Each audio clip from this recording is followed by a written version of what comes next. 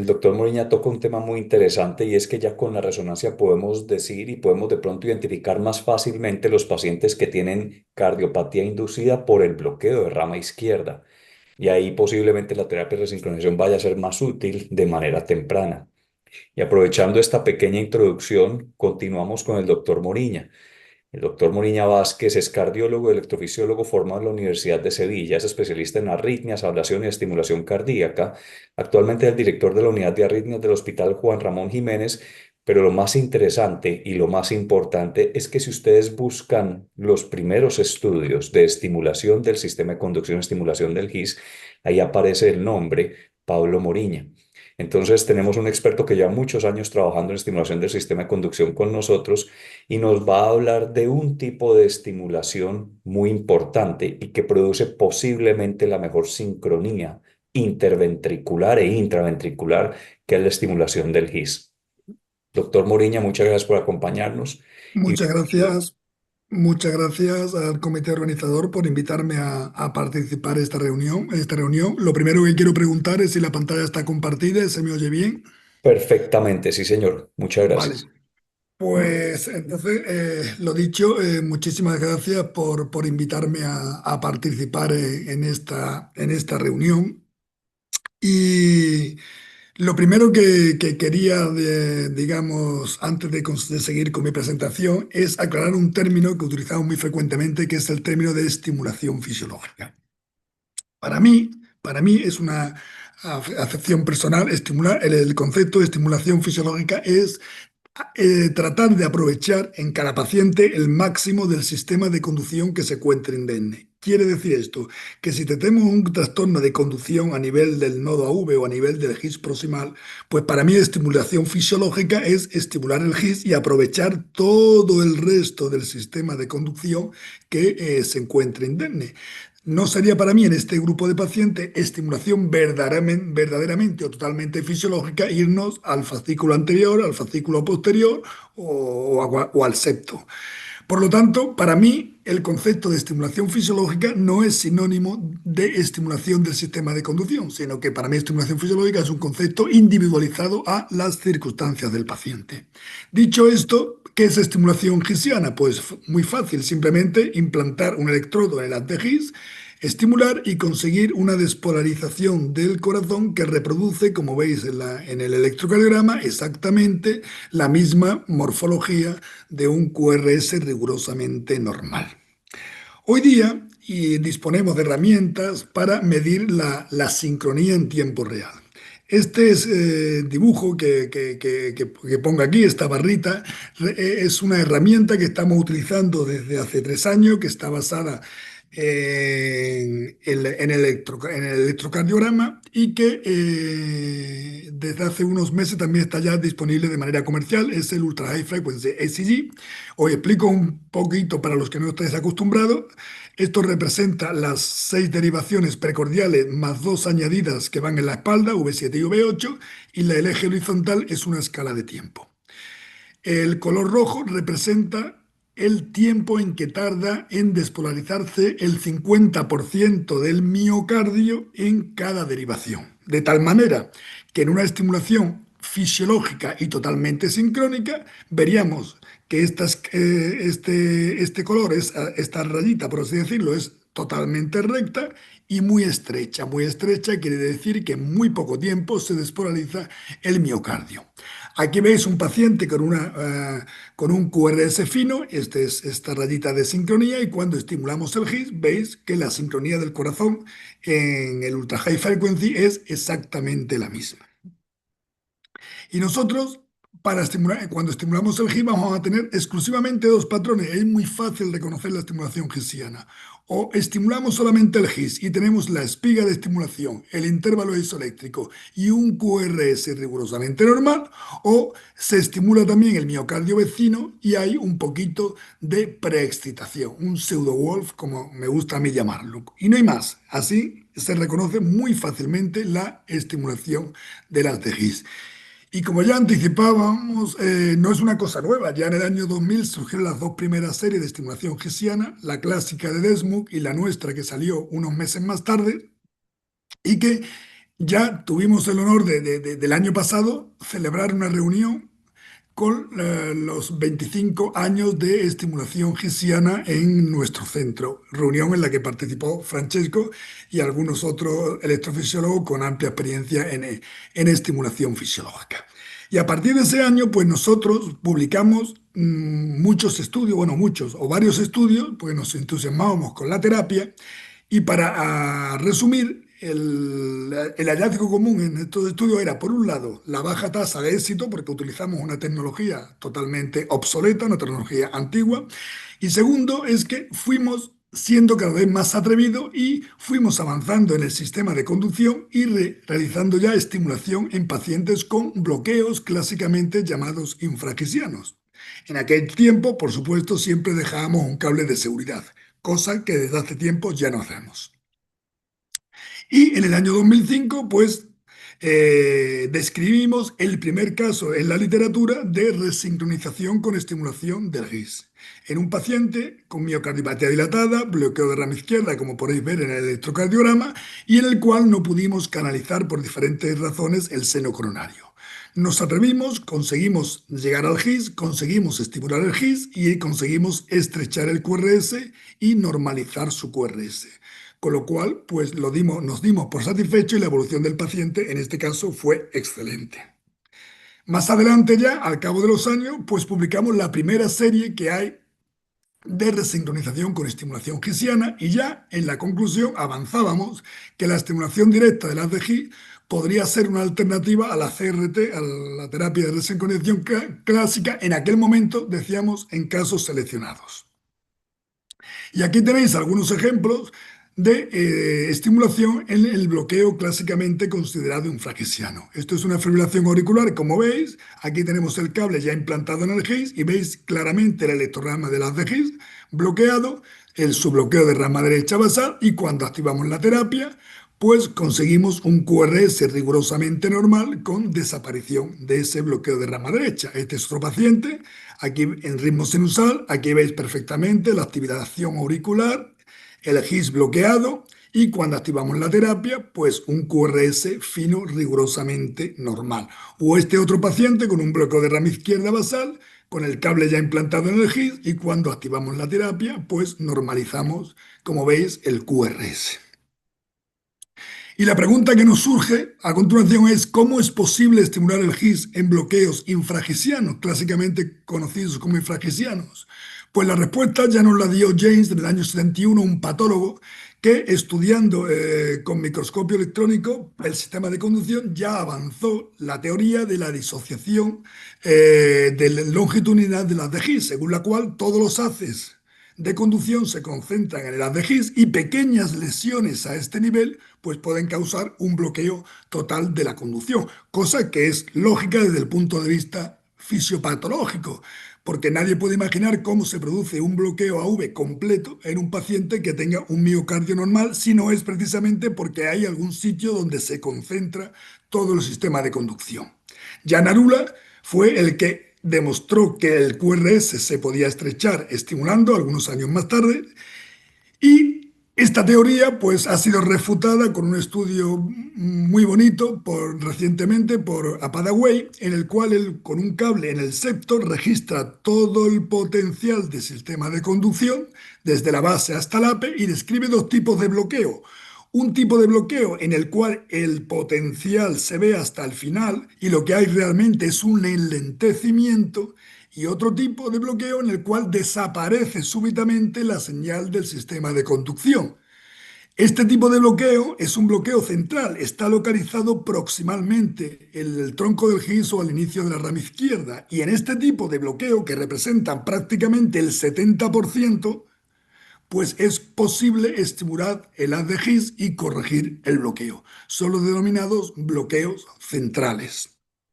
Nosotros también hicimos un estudio para tratar de correlacionar este patrón electrofisiológico con un patrón electrocardiográfico que nos permitiera predecir con anticipación qué pacientes van a estrechar y qué pacientes no van a estrechar el QRS con la estimulación gisiana y describimos una serie de patrones que desde el punto de vista clínico nos ayudan en la práctica diaria. Por lo tanto, con estos hallazgos yo creo que debemos de redefinir, perdón, las alteraciones de la conducción AV. De tal manera que debemos tener el bloqueo AV supragesiano, el bloqueo AV intragesiano o del sistema de conducción proximal, que en estos casos es cuando la estimulación de las de His podría ser útil, serían la mayoría, un 70%, por decir una cifra aproximadamente, y después estaríamos hablando, por otro lado, de los trastornos generalizados de la conducción, en el caso de miocardiopatía extensa, infiltrativa, isquémica, el Chagas, que ya se ha mencionado allí en Sudamérica, en los cuales probablemente la estimulación del GIS como tal no sería posible. Por lo tanto, a priori no existe ninguna contraindicación, salvo en este grupo de pacientes, como he dicho, con trastornos inespecíficos de la conducción intraventricular. ¿Y a quién puedo realizar estimulación gisiana? Pues podemos, en mi criterio, realizarla en todos estos escenarios: antibradicardia, control de frecuencia y terapia de desincronización. Por ejemplo, como estimulación antibradicardia en cualquier paciente con bloqueo AV. Mirad, os pongo unas imágenes representativas. Este es un paciente con un bloqueo de rama derecha, un trastorno de conducción. Esta es la imagen del ultra high frequency. Veis que hay una sincronía perfecta de la rama izquierda y esta imagen de aquí es el ventrículo derecho, que está muy retrasado por su bloqueo de rama derecha. Esto es lo que hubiéramos conseguido estimulando el tracto de salida del ventrículo derecho. Mirad qué marcada asincronía y mirad qué ancha es la línea, o sea, qué lenta es la conducción. Sin embargo, nosotros le pusimos un cable en el GIS y conseguimos este electrocardiograma con esta sincronía, una línea perfectamente recta y estrechísima, y además corregimos el bloqueo de rama derecha en un paciente con necesidad de estimulación simplemente por bradicardia. Este otro paciente sería un paciente con fibrilación auricular con un QRS fino, donde tiene esta sincronía basal, esta línea recta perfecta por su QRS fino, y cuando estimulamos pues con un cable de haz de His, reproducimos el mismo electrocardiograma y la sincronía es, como veis, perfecta. Curiosamente, en este mismo paciente, por diversas razones, intentamos previamente una estimulación del área de la rama izquierda y mirad la diferencia. Hay un gran retraso. Esto es un QRS que daríamos como bastante aceptable cuando estimulamos el área de la rama izquierda, pero sin embargo mirad la asincronía, sobre todo el retraso que hay en el ventrículo derecho. Con lo cual en este paciente no nos quedamos conforme con esta estimulación del área de la rama izquierda y nos fuimos al GIS consiguiendo este electrocardiograma y esta sincronía. Estudios, pues como ya adelantó Francesco, la verdad es que a nivel de estimulación del sistema de conducción tenemos muy pocos estudios randomizados a doble ciego, pero simplemente como muestra os diré que este estudio retrospectivo del año 2018, comparando dos centros, uno con estimulación del ventrículo derecho y otro con estimulación gisiana, ya avanzaba que incluso había una mejora en términos no solo de insuficiencia, de fallo cardíaco, etcétera, sino una mejora en la mortalidad. Este otro estudio, publicado ya más recientemente, hace poco, en este año, en el 2025, pues compara también retrospectivamente datos de un registro americano y veis la curva de supervivencia con estimulación. Esto es el GIS, esto es la rama izquierda y esto sería la curva del Kaplan-Meier en el caso de estimulación en el ventrículo derecho. Ya a los 6 meses hay diferencias de mortalidad. Son estudios retrospectivos, pero es que hay otros muchos estudios observacionales también que apuntan en la misma dirección, aunque aún nos falta pues, el gran estudio randomizado a doble ciego que todos estamos esperando. Hemos hablado de estimulación antibradicardia. El otro escenario para mí muy importante es el control de frecuencia cardíaca en fibrilación auricular. Todos sabéis que a pesar de todas las mejoras técnicas en la ablación de la fibrilación auricular, hay un amplio grupo de pacientes en los cuales el control de la frecuencia va a ser nuestra estrategia, porque va a ser imposible curar esa fibrilación auricular. Ya hay datos, como este estudio de la PAF Trial, publicado hace 4 o 5 años, que sugieren que el marcapasos, la ablación de nodo y el marcapasos es superior al control de frecuencia con fármaco en términos de mortalidad. En términos de mortalidad. Y por eso creemos que toda la estimulación fisiológica aún mejoraría estos resultados. Por ejemplo, estuve un paciente con una fibrilación auricular muy rápida, como veis aquí, con un QRS fino y por lo tanto sincrónico, donde implantamos un cable en el GIS y conseguimos la misma sincronía, estimulando rápido por encima de su frecuencia, para posteriormente realizarle una ablación de nodo. Con esto de la ablación de nodo, algunos autores han dicho que la estimulación del GIS puede ser peligrosa en el sentido de que después, al hacer la quemadura en el nodo AV, pues podamos causar bloqueo de la conducción. Esa no es nuestra experiencia. En nuestro caso, no hemos tenido ningún problema con los umbrales a largo plazo. Y si estimulamos la rama izquierda, como en este caso, en pacientes con un QRS previamente fino, pues la sincronía no es mala, pero como veis hay un retraso evidente en el ventrículo derecho, o sea, no mantenemos la sincronía que el paciente tenía previamente. Estudios, pues os voy a mostrar alguno, este del doctor Juan, donde en pacientes con baja fracción de eyección, pues al cabo de unos meses, pues me conseguía en poco tiempo una mejoría de la fracción de eyección con estimulación del GIS y control de la frecuencia de la fibrilación auricular. Y nosotros, que en este aspecto nos gusta ver nuestros resultados, pues también hemos estudiado nuestros resultados. Esto lo publicamos hace ya unos años, con resultados a corto plazo, y veíamos una mejoría claramente en el grado NIJA, el grado funcional de la NIJA, y también en lo que es la fracción de eyección en los pacientes que previamente la tenían deprimida.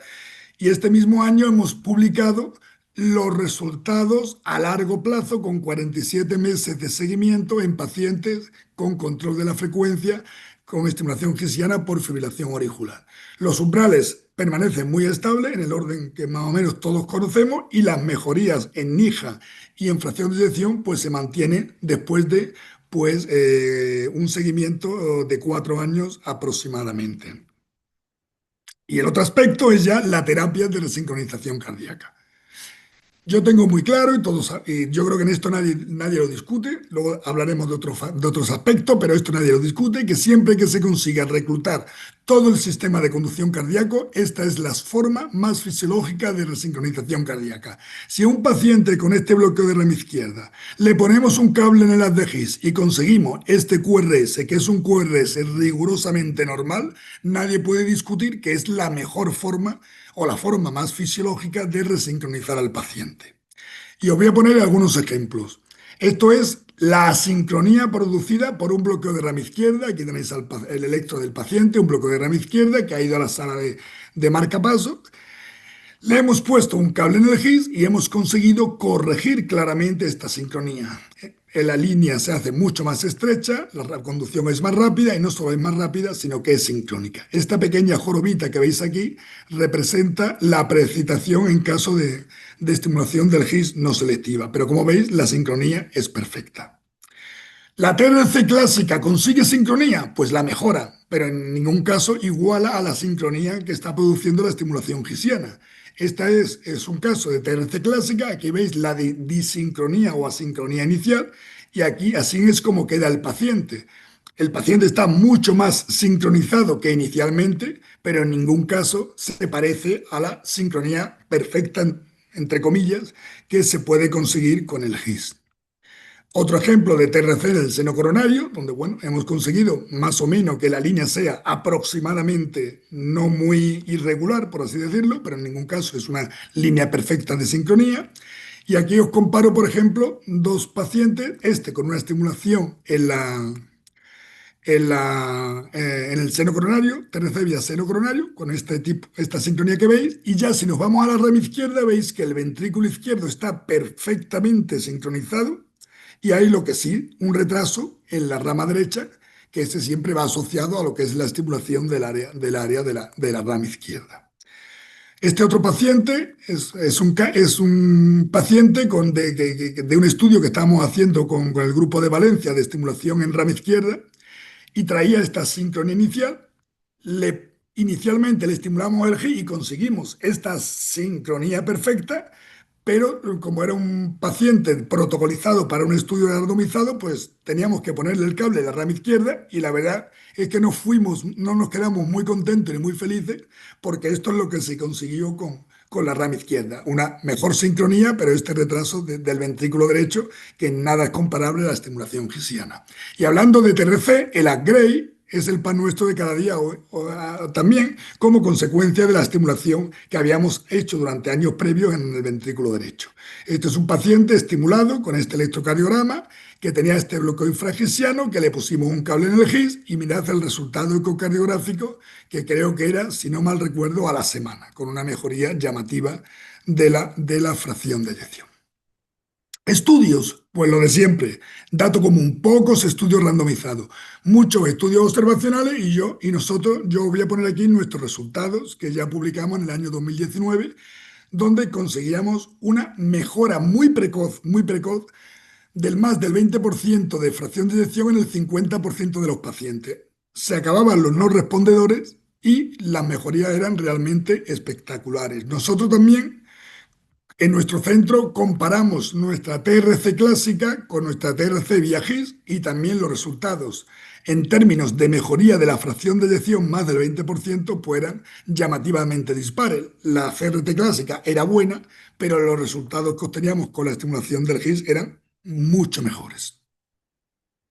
Bueno, pues a pesar de todas estas bondades que os he dicho, a la estimulación cristiana se le han colgado una serie de sanbenitos, estigmas o mitos que se repiten una y otra vez en cada una de las publicaciones que se hacen de la estimulación fisiológica. Es rara la introducción en la que no se diga que solo se puede hacer en centros muy experimentados, que necesita mucha infraestructura, que los parámetros de estimulación son muy malos, que los electrodos se dislocan, que los umbrales empeoran a largo plazo. Eso es un mensaje común que leo en todas las publicaciones. Entonces, eh, Vamos bien, doctor. Siga, ah, no. tranquilo. Simplemente digo que esto lo discutimos en esta reunión que ya os presenté antes de los 25 años de estimulación cristiana, que el quien quiera pues aquí tenéis el enlace, está colgado en YouTube, lo puede ver. Y creo que eso es de consecuencia de, digamos, una serie de datos del pasado cuando la técnica estaba poco refinada y se hacía con unas herramientas inadecuadas y los resultados pues no eran buenos. Francesco precisamente tuvo la genial idea de utilizar por primera vez las vainas y a partir de ese momento, a partir del uso de las vainas, la cosa cambió y los resultados fueron mejores. Entonces, en cuanto a material, pues no se necesita nada especial, simplemente un polígrafo y no es necesariamente más dificultoso. Incluso en el estudio, en la conferencia de consenso de la ERA sobre estimulación fisiológica, se dice que se necesitan de 30 a 50 casos de estimulación cristiana y 110 casos de estimulación en rama izquierda para estar bien entrenados.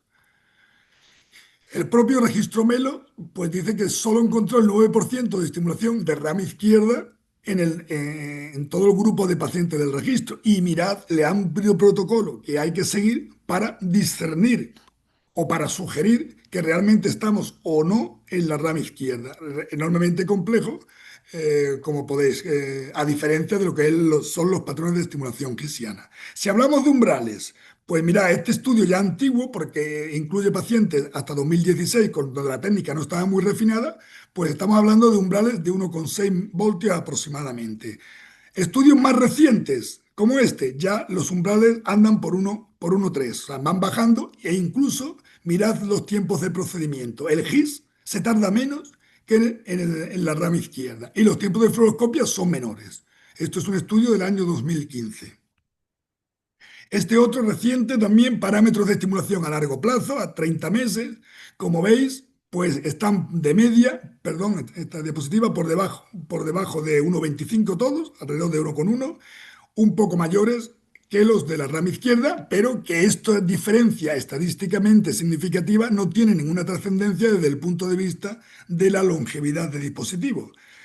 Este es otro registro que hicimos recientemente, también publicamos con hallazgos semejantes, umbrales muy estables una vez que se consigue, y nuestra experiencia con 842 pacientes que analizamos hasta el año 2022, pues muestran parámetros de estimulación en el haz de Hill estables entre 1,1 y 1,2, y digo hasta el año 2023, y a partir de ahora somos aún más exigentes, porque este artículo que ha publicado por un grupo italiano, muestra cómo cuando somos muy estrictos con la técnica, y en este caso con el hallazgo de la corriente de lesión en el GIS, los umbrales son muy semejantes, muy semejantes a los a lo que sostienen estimulando cualquier otra área del sistema de conducción.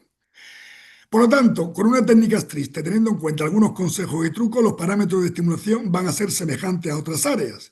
Y me voy a centrar en una serie de aspectos importantes que creo que hay que tener en cuenta en el implante para solucionar estos problemas. El mapeo. Lo primero que tenemos que hacer es buscar el electrograma de las de Higgs y hacer un pace mapping para ver si realmente conseguimos capturar el Higgs y normalizar el QRS. Entonces aquí veis claramente cómo se registra las de Higgs y estamos estimulando. Una vez que vemos que las de Higgs se ha registrado, que el estímulo consigue capturar las de Higgs, pasamos a la fijación y tenemos que tener en cuenta lo que yo llamo el efecto pared. El efecto pared es presionar un poquito el sistema en la vaina junto con el electrodo para saber que estamos perpendicular a la pared. Si se presiona y la morfología del electrograma no cambia, o sea, significa que estamos estables, en ese caso rotamos el electrodo de manera intensa para conseguir la fijación. Y luego tenemos que comprobar la señal de Higgs una vez fijado y buscar cambio de polaridad. Esto es muy importante.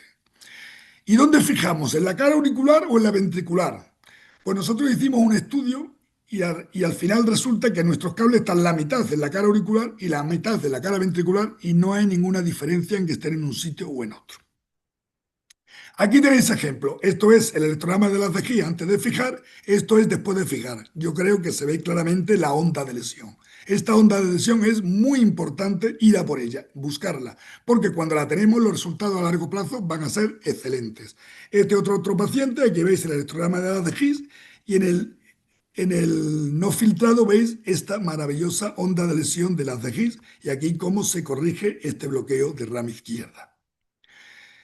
Otra vez vemos lo que se llama un bloqueo intrahigsiano. Aquí tenéis el Higgs y cuando fijamos veis este desdoblamiento de la señal de Higgs, un bloqueo intrahigsiano y cuando estimulamos, pues un QRS fino absolutamente normal. En este caso, que tenía un bloqueo de rama derecha previo, se produjo un bloqueo completo y aquí veis perfectamente la señal del Higgs lesionado. O este otro paciente con este Higgs cuando clavamos, veis que se produce un desdoblamiento de la señal de Higgs y cuando estimulamos, pues el QRS es rigurosamente normal. Hay que buscar siempre eso. Y el otro aspecto muy importante es lo que llamamos el efecto vaina, que significa que los umbrales deben ser iguales cuando la vaina está avanzada, como al principio del vídeo, y cuando retiramos la vaina varios centímetros. Si al retirar la vaina varios centímetros nuestros umbrales empeoran de manera llamativa, fijen bien el cable porque probablemente no esté insertado directamente en el Higgs y no es el sitio adecuado. ¿Qué umbrales aceptamos a día de hoy? Con esto hemos ido cambiando por el tema de la onda de lesión, de tal manera que si no hay onda de lesión o no la conseguimos, somos exigentes, tenemos que aceptar umbrales agudos de 1,5 voltios.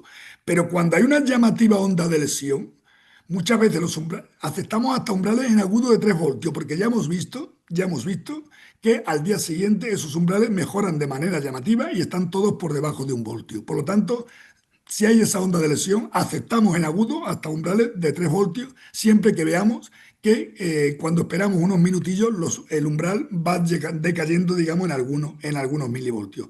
Pero finalmente, pues comprobamos estabilidad de umbrales y hacemos ciertas maniobras de estrés para comprobar que nada cambia. O sea que somos muy exigentes, hay que ser muy exigentes en el implante. Por lo tanto, y para finalizar, ¿cuál es nuestro protocolo? Pues nosotros intentamos estimulación higsiana como primera intención de tratar en todos los pacientes. No hacemos excepciones. Si no es posible, pues entonces ya nos vamos al resto del sistema de conducción. Rama izquierda, septo profundo, algunos de los fascículos, donde podamos. Siempre en este caso nos guiamos ya por esta herramienta del Ultra High Frequency SG.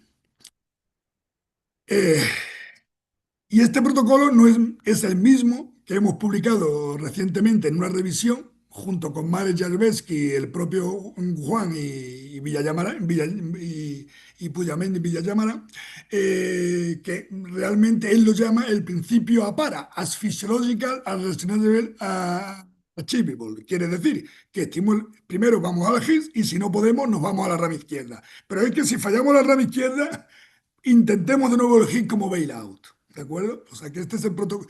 Os aconsejo que reviséis que os leáis este artículo porque realmente es una revisión muy completa de cómo está la estimulación gaussiana a día de hoy. Y que para concluir, y perdonadme si me he pasado unos minutillos, no hay nadie que dude que la estimulación gaussiana hoy día es la forma más fisiológica de estimulación, que con una técnica rigurosa, muy rigurosa, los parámetros de estimulación son equiparables a otra forma de estimulación y yo digo que la elección del tipo de estimulación es libre a criterio de cada implantador. Pero si no se realiza estimulación cristiana, no nos excusemos en que los umbrales son muy elevados, en que hay un bajo éxito de implante o en que el procedimiento es más complejo que otras formas de estimulación fisiológica. Así que yo creo que todo centro o todo profesional que realice estimulación fisiológica como primera intención puede elegir una cosa u otra, pero en cualquier caso debe estar entrenado y en ningún caso abandonar la estimulación gesiana, ya digo, sea como primera elección o como rescate.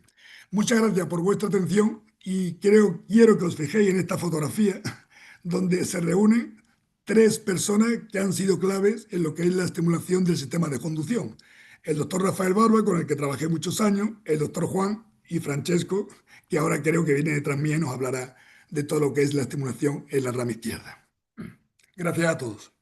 Doctor, muchas gracias. Espectacular esta conferencia. Estoy recibiendo muchos mensajes por el WhatsApp interno diciendo que ya todos quieren volver a intentar estimulación del GIS, porque creo que todos los que hacemos estimulación del sistema de conducción en algún momento intentamos estimulación del GIS, fracasamos, no nos fue bien y volvimos a la estimulación de la rama izquierda. Entonces, aprovechando que están los dos y que tienen mucha experiencia en esto, les quería preguntar cuáles son los errores que hemos cometido. Entonces, por ejemplo, en algún momento se decía, introduzcan un catéter por vía femoral para mapear el GIS y poder ubicarse. Eso probablemente ya no sea necesario, ¿cierto? Probablemente muchos iniciamos con la C315 GIS, que es una camisa fija y que de pronto nos va a costar un poco más de trabajo. Entonces, quería que de pronto nos dijeran ya usted lo explicó, pero que nos dijeran un poco más qué camisa utilizan, cómo mapean, en qué posición van primero, al lado auricular, al lado ventricular, cómo podríamos los que nos antojamos nuevamente de hacer estimulación del GIS volver a tener mejores resultados. Francesco, ¿dices tú algo? Bueno, gracias. Bueno, nosotros hemos publicado nuestra experiencia porque al final esta nació hace, bueno, nosotros empezamos 2 años después de Pablo, ¿no? En 2003 cuando apareció, porque en realidad yo lo intenté con el stylet, ¿no? Que lo modificaba con tus manos, pero he dicho, esto es imposible. Pero fue posible con el sistema de Medtronic, el Deflectable y esto. Pero hace 10 años, yo me acuerdo, una mañana estaba haciendo un implante de GIS y con el pie aplasto el pedal del fluoro y tengo las dos pantallas ahí y me doy cuenta que no estoy mirando el fluoro, que estoy mirando solo y simplemente el electrograma y digo, pero qué, what I'm doing, ¿qué estoy haciendo? ¿No? Entonces hay que concentrarse solo únicamente en el electrograma. Y ahí empezó, hice toda una serie y con fluoro que ha sido en un VVI justo por el corte de 13 segundos. ¿M? O sea que el implante lo hace totalmente y completamente sin fluoro. Simplemente hay que tener claro, hay que descubrir otra vez la electrofisiología. La cosa fascinante de este trabajo es que nos reúne mucho más a la electrofisiología. Son señales eléctricos. Hay que ir por él. Hay que ir por los señales eléctricos. Cuando bajas y ves solo atrio, tienes que bajar. Cuando ves atrio y ventrículo, estás en el lembo septal de la tricúspide. Generalmente tienes que darle así arriba, clockwise, y se va a alice. Y con pequeños movimientos tienes que ver un gran ventrículos, un pequeño atrio o pequeño no atrio, aurícula y ya está. Esta es nuestra experiencia y yo la sigo haciendo y le estoy enseñando a todos mis jóvenes de hacerlo mismo. Yo estoy de acuerdo totalmente con Francesco en comparación con el área de la rama izquierda, que es una aproximación basada fundamentalmente en la anatomía. La estimulación del GIS está basada en la electrofisiología, en el reconocimiento de señales y en el pace mapping.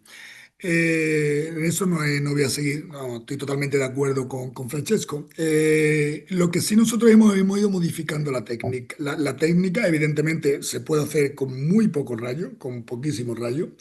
En cuanto a las vainas, yo para mí me siento más a gusto con la vaina deflectable a día de hoy, que es la que uso de primera intención. Pero es cierto que en la estimulación fisiológica es imprevisible saber qué vaina te va a ir mejor. Yo aún no soy capaz de reconocerlo y sé y no hay un número X de casos en el que cambio de vaina y obtengo mejor éxito.